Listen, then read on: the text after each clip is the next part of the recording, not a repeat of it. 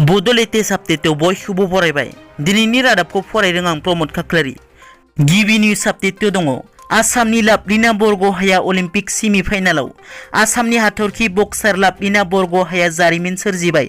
सोलिबाय थानाय Tokyo Olympic 2020 आव लाभलिनाया चाइनिज ताइपेइनि गेलेगिरि नियान चिन चेनखौ 4-1 फारागथियाव फेजेननानै सेमि फाइनालाव जायगा आवग्रिनो हानायजों भारतनि थाखाय नैथि अलिम्पिक मेडेलआ रोखा जाबाय।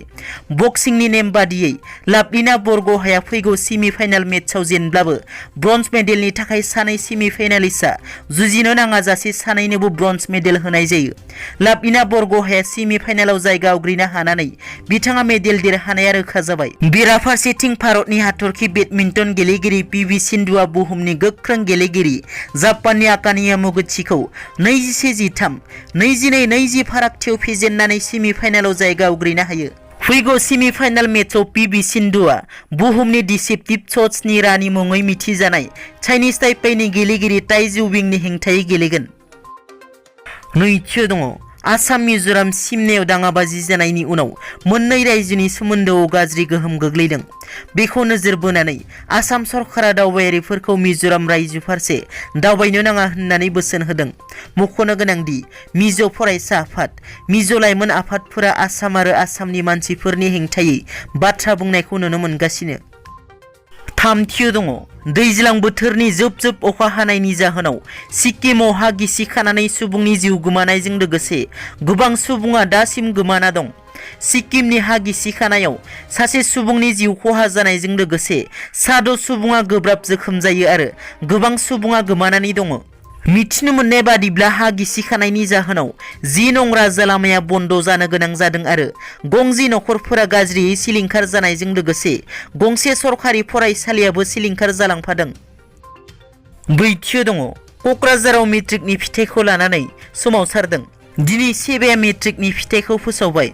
कर'ना भाइरासनि गिख्रंथाव थासारिनि थाखाय आसामनि सोलोंथाइ बिफाना मेट्रिक आनजादखौ खुङालासिनो इभालुएसन खुंथायजों नाम्बार होना दिनै मेट्रिकनि फिथाइखौ फोसावो। बे समावनो बिटिआरनि गाहाय सदर सहर कक्राझार नोगोराव थानाय डि.एन. हिम्मत सिंगा गोजौ फरायसालियाव दुखुनांथाव थासारिया महर लादों। डि.एन. सिंगा गोजौ फरायसालिनि सा 160 फरायसाफोरनि गेजेराव सा 24 फरायसाफोराल' उथ्रिसार जादों होनना गोख्रों अजद दैखांदों। बेनि गेजेराव सा 11 सेथि मासि आजावनो हादों। डि.एन. हिम्मत सिंगा गोजौ फरायसालिनि गाहाय फोरोंगिरि रामकृष्णआ फोरमायनाय बादिब्ला फोरोंगिरिफोरा जा मावनांगौ खामानिखौ मावदोंमोन, नाथाय मानो बिब्दि जादों जेबो बुंस'नो हाया होनना रोखा फोरमायो। मख'नो गोनांदि 100 जौखोन्दो मेट्रिक आनजाद बिजाथिफोरनि गेजेराव 93.10% फरायसा फरायसुलिफोरा मेट्रिक आनजादाव उथ्रिसार जानो हायो। बाथियाव दङ थांनाय 22 जुलाइ खालारखालि बाथाजों लोगोसे गासै सा 23 केडारफोरा हाग्रानिफ्राय न'आव गिदिंबोफिनदों। नाथाय दासिमबो फ्राय सा 200 एनएलएफपिनि केडारफोरा हाग्रायाव दं।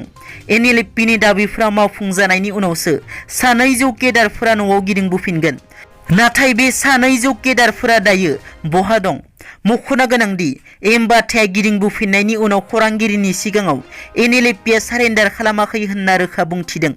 बिनि उनाव गिबि मन्थ्रिजों सावरायज्लायदोंमोन एमबाथाया। नाथाय गिबि मन्थ्रिया एमबाथानि दाबिफोरखौ गनायना लादोंना लायाखै बियो दासिमबो रोखा जायाखै। मोनथाम दाबिनि गेजेराव मोनसे मावफुंजाब्लासो हाग्रायाव थानाय सा 20 केडारफोरा न'आव गिदिंबोफिनगोन। सुलुंनि बादिब्ला आसाम अरुणाचल सिमनायाव दं बे सा 200 केडारफोरा आरो बिसोरनि आखायाव गोबां गिथावना गावग्रा आरो बेरफ्रुग्राफोर दं होननानै मिथिनो मोननाय जादों। एनएलएफपिनि दाबिनि गेजेरजों बिर जोहोलाव रन्जन दैमारिखौ जोबथेसालिनिफ्राय उदां खालामगोन नामा? बियो मोनसे गेदेर सोंथि। मख'नो गोनांदि सुलुङाव फोरमायनाय बादिब्ला एनडिपिएसनि दैदेनगिरि जि बिदायखौ कक्राझारनि न'आवनो जोबनानै दोननाय जादों। जि बिदायनि सायावबो गोख्रों नोजोर लाखिदों आसाम पुलिसआ। फ्राय सा 16 कमान्ड'फोरखौ जि बिदायखौ नोजोर लाखिनो थाखाय दोननाय जादों। बिनि जाहोनानो जादों एमबाथाया गोजोन गोरोबथानि उनावबो फिन हाग्रायाव थांफिनदोंमोन। बेखौनो नोजोर बोनानै जि बिदायाबो फिन बाथानि आगानजोंनो हाग्रायाव थांफिननो हागौ होननानै जि बिदायनि सायाव गोख्रों नोजोर लाखिनाय जादों।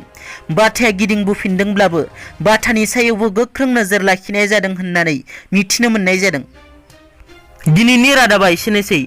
नोंथांमोना जुदि आंनि चेनेलखौ दासिमबो साबस्क्राइब खालामाखै, अन्नानै साबस्क्राइब खालाम। गोजोन्थों।